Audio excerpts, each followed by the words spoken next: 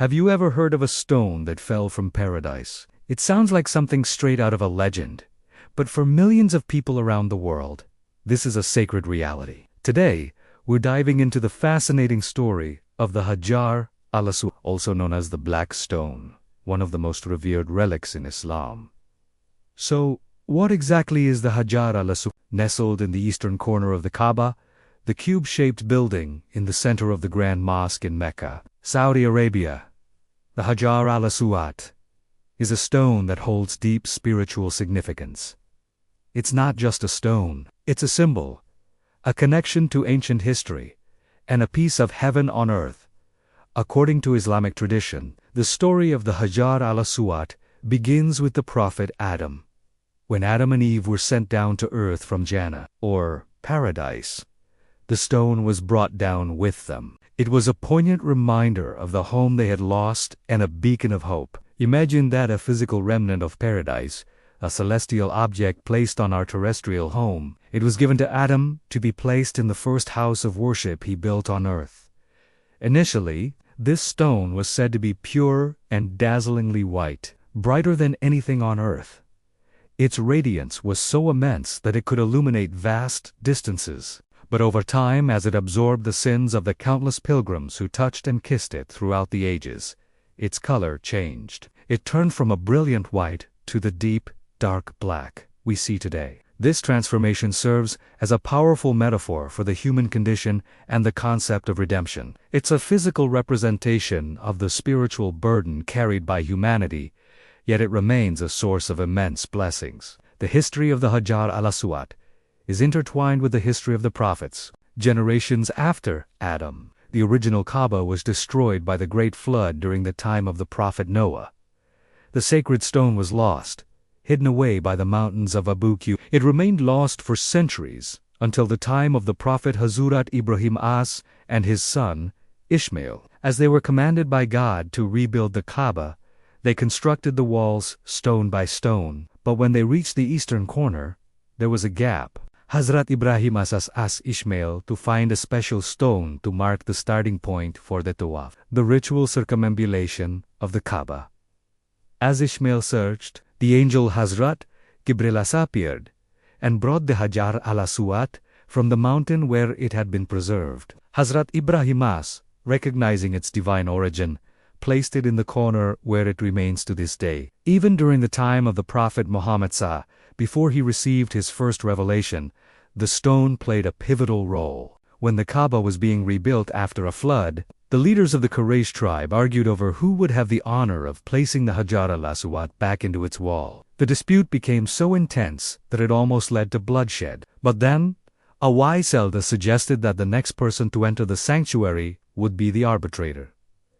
And who walked in? A young Muhammad, known to all as Al-Amin, the trustworthy one. He came up with a brilliant solution. He laid his cloak on the ground, placed the stone in the center, and asked a representative from each tribe to hold a corner of the cloak and lift it together. Then, he himself took the stone and placed it in its final position. This act of wisdom united the tribes and prevented a major conflict. Today, during the Hajj and Umrah, millions of Muslims flock to Mecca and try to touch or kiss the Hajar al-Aswad, following the tradition of the Prophet Muhammad. It's the starting and ending point for the 7 circuits they make around the Kaaba.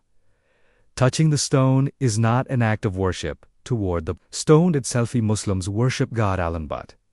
It is an act of deep reverence and love for the traditions of the prophets. It's a moment of connection, a tangible link to a history that spans millennia, all the way back to the very beginning. So, the Hajar al-Aswad is much more than a black stone in the corner of a building. It's a witness to history, a symbol of unity, and a celestial relic that connects the earthly realm with the divine. A stone from paradise, holding stories of prophets and the prayers of billions. What do you find most fascinating about the Hajar al-Aswad?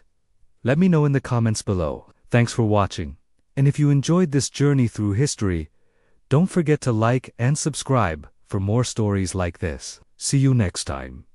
Have you ever heard of a stone that is said to have come directly from paradise? It's not a myth or a legend, but a deeply revered object in Islam. This is the story of the Hajar al-Aswad, also known as the Black Stone.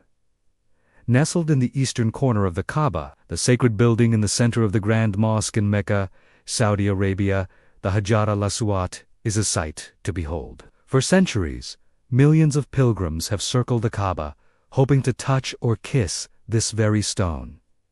But what makes it so special? According to Islamic tradition, the story begins with the Prophet Ibrahim, or Hazrat Ibrahim Hassan, and his son, Ismail. When they were rebuilding the Kaaba, they needed a special stone to mark the starting point for the ritual or tawaf. The angel Gabriel, or Gabriel, brought the stone down from heaven. It's said that when it first arrived, it was a pure, dazzling white, even brighter than milk. So why is it called the Black Stone today? Over the centuries, as countless people have touched and kissed it, it is believed to have absorbed the sins of humanity, which turned its surface black. This is a powerful symbol of forgiveness and spiritual purification. It's not the stone itself that is worshipped, but it serves as a focal point, a connection to the divine, and a reminder of the covenant between humanity and God.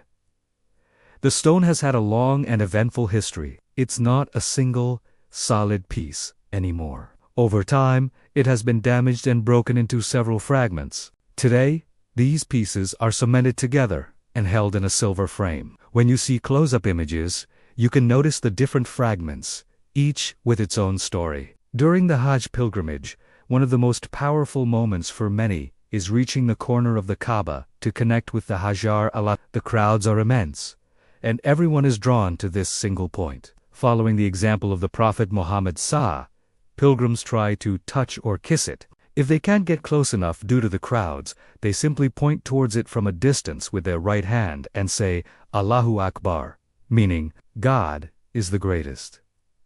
This act isn't about worshipping a stone. The second caliph, Umar ibn al-Khattab, famously said something very important while kissing the stone. He addressed it directly, saying, I know that you are a stone and can neither benefit nor harm. Had I not seen the messenger of God kissing you, I would not have kissed you. This perfectly captures the Islamic perspective. The reverence is not for the object itself, but for the tradition and the spiritual significance it holds. The Hajar al-Aswad is more than just a stone. It's a witness to history, a symbol of faith, and a link to paradise. It has been there for generations, watching millions of believers from all corners of the globe gather in unity. It reminds us of the beginning of the Kaaba's story and the continuous chain of faith that connects believers today to the prophets of the past. So, the next time you see an image of the Kaaba, look for that small, dark stone in its silver frame. Remember its incredible journey from paradise to earth,